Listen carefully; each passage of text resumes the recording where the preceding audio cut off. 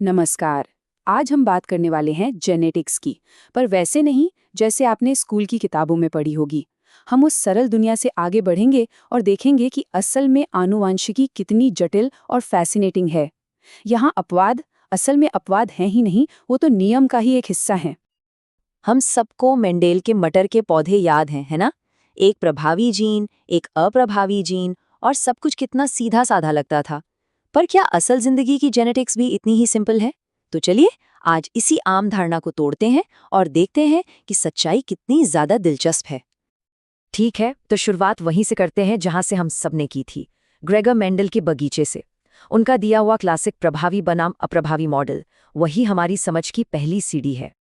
याद है वो नियम कि हर जीन की हमें एक कॉपी अपनी माँ से और एक पिता से मिलती है।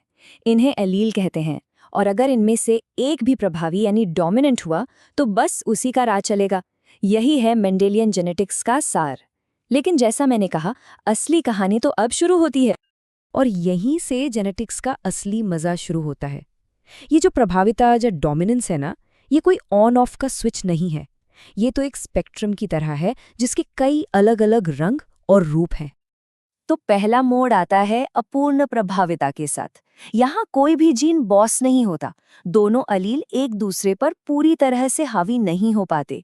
नतीजा एक खूबसूरत मिक्सचर।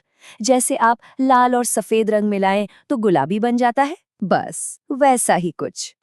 फिर आती है सह प्रभाविता। अब यहाँ मिक्सिंग नहीं हो रही, यहाँ पार्टनरशिप हो रही है। दोनों अलील अपना अपना असर दिखाते हैं एक साथ।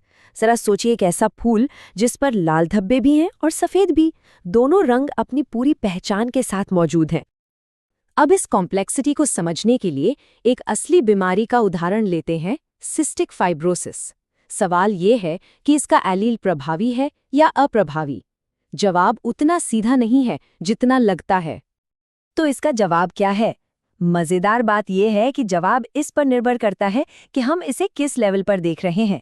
अगर हम बिल्कुल मॉलिक्यूलर लेवल पर देखें तो ये सहप्रभावी है, क्योंकि शरीर में नॉर्मल और खराब दोनों तरह के प्रोटीन बन रहे हैं। थोड़ा ऊपर सेल के लेवल पर देखें तो ये अपूर्ण प्रभाविता जैसा है, क्योंकि कोशिकाओं का काम थोड़ा बहुत प्रभावित होता है। लेकिन जब हम पूरे इंसान को देखते हैं तो ये एक अप्रभावी लक्षण बन जाता है, क्योंकि सिर्फ एक नॉर्मल एलील ही इंसान को स्वस्थ रखने के लिए काफी है। एक ही जीन, तीन अलग अलग जवाब। कमाल है ना? चलिए अब कहानी में एक और परत जोड़ते हैं। जीन अकेले काम नहीं करते, वो एक दूसरे से बात करते हैं, एक दूसरे को प्रभावित करते हैं।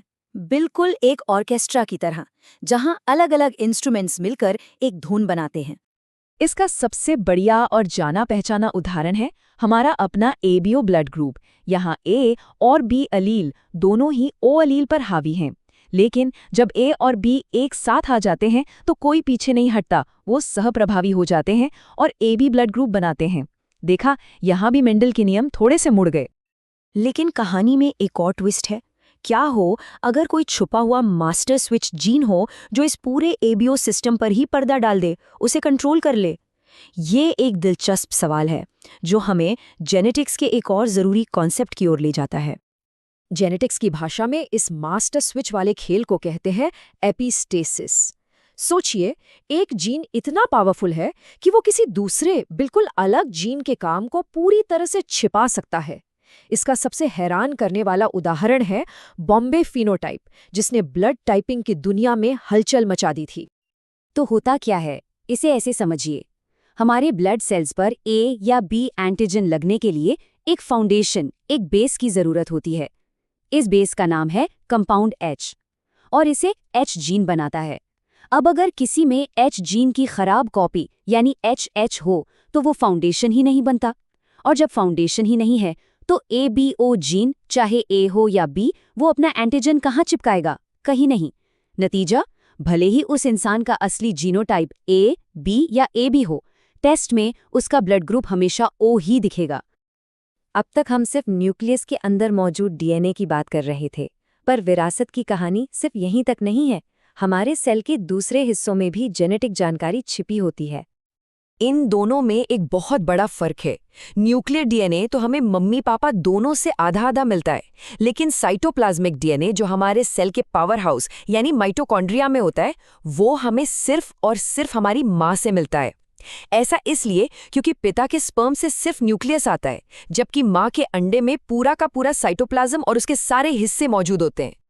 इसका एक बहुत ही सटीक उदाहरण है LHON नाम की बीमारी, जो माइटोकॉन्ड्रियल डीएनए में गड़बड़ी की वजह से होती है। और क्योंकि हमें माइटोकॉन्ड्रिया सिर्फ माँ से मिलता है, तो ये बीमारी भी माँ से उसके सभी बच्चों को मिल सकती है, पर एक पिता इसे अपने बच्चों को कभी नहीं दे सकता।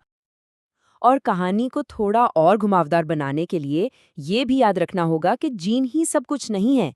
कभी कभी हमारा माहौल या हमारी आदतें एक ऐसा लक्षण पैदा कर सकती हैं जो हूबहू किसी जेनेटिक बीमारी जैसा दिखे, पर उसके पीछे कोई जीन होता ही नहीं। इसे कहते हैं फिनोकॉपी। ये प्रकृति बनाम पोषण की बहस का एक जीता जागता सबूत है। तो चलिए अब इन सारे धागों को एक साथ जोड़ते हैं। हमने देखा कि प्रभाविता सीधी साधी नहीं है, जीन एक दूसरे से बात करते हैं और डीएनए सिर्फ न्यूक्लियस तक ही सीमित नहीं है। ये सब मिलकर एक बहुत ही जटिल तस्वीर बनाते हैं। मेंडल के मटर के लक्षण असंतत थे। पौधे या तो लंबे थे या बौने, बीज या तो पीले थे या हरे। बीज का कुछ नहीं था। इन्हें हम आसानी से अलग अलग श्रेणियों में बांट सकते हैं। ऐसे लक्षणों को अगर हम देखें तो वो साफ सुथरे अलग अलग डिब्बों में फिट हो जाते हैं। आप आसानी से बता सकते हैं कि कौन कहाँ है। पर असल दुनिया में ज्यादातर चीजें इतनी सीधी नहीं होती। जरा इंसानी कद के बारे में सोचिए। लोग सिर्फ लंबे या बौने नहीं होते, बल्कि इनके बीच अनगिनत संभावनाएं होती हैं। इन्हें कहते हैं सतत लक्षण, जो एक स्पेक्ट्रम पर फैले होते हैं। और जब कई सारे जीन मिलकर किसी एक लक्षण को कंट्रोल करते हैं, तो हमें एक बहुत ही सुंदर सा कर्व देखने को मिलता है। यहाँ कोई साफ बाउंड्री नहीं होती, सब कुछ एक दूसरे में घुला मिला सा लगता है। प्रकृति में हमें जो इतनी विविधता दिखती है, वो इसी वजह से है। तो इस तरह की वैरायटी के पीछे दो मुख्य वजह हैं। एक, पॉलीजेनिक लक्षण, यानी ऐसे लक्षण जिन्हें कई सारे जीन मिलकर कंट्रोल करते हैं। और दूसरा, मल्टीफैक्टोरियल लक्षण, जब इन बहुत सारे जीन्स पर माहौल का भी असर पड़ता है, जैसे कि हमारा खान-पान और हमारी जीवन शैली। हमारी ज़्यादातर खासियतें मल्टीफैक्टोरियल ही होती हैं। तो अगले बार जब कोई जेनेटिक्स को सिर्फ मेंडल के मटर तक समेट दे, तो याद रखिएगा कि असली कहानी एक विशाल, खूबसूरत ऑर्केस्ट्रा की तरह है।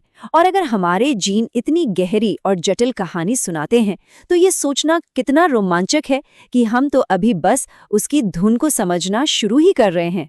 जरा सोचिए, अभी और कितना कुछ जानना बाकी है।